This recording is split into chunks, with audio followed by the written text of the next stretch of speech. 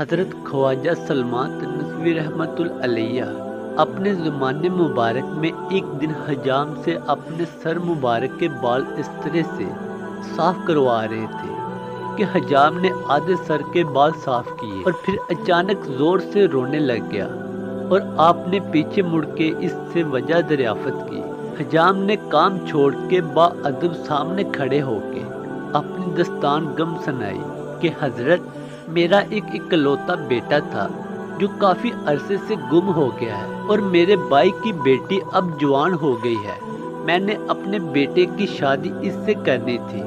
آج میرے بھائی نے مجھ سے کہا کہ بھائی، آپ کا بیٹا تو کافی عرصے سے لاپتہ ہے کہ واپس آئے یا نہ آئے۔ مجھے اجازت دو کہ میں اپنی بیٹی کی شادی کہیں کر دوں اور اپنا فرض ادا کر دوں۔ مجھے اس کی یہ بات یاد آئی جس کی وجہ سے مجھے رونا آ گیا کہ اگر آج میرا بیٹا ہوتا تو میری بھتیجی گھر میں رہتی۔ آج شام کو میں نے اپنے بھائی کو جواب دینا ہے، اس لیے بہت پریشان ہوں۔ خواجہ صاحب نے جب اس کی یہ حالت دیکھی تو فرمایا کہ میرے سر کے آدھے بال واپس آ کے صاف کرنا۔ پہلے جاؤ، اپنے گھر آپ کا بیٹا گھر آ گیا ہے، اسے مل کر آؤ۔ حجام دوڑتا ہوا جب گھر پہنچا تو دیکھ کر حیران ہو گیا کہ بیٹا اپنی ماں سے گلے مل رہا ہے۔ پھر اپنے گلے لگا کر پوچھا کہ بیٹا کہاں گیا تھا اور کیسے واپس آیا؟ اس نے اپنی ساری داستان سنائی اور آپ بھی توجہ سے سماعت فرمائے۔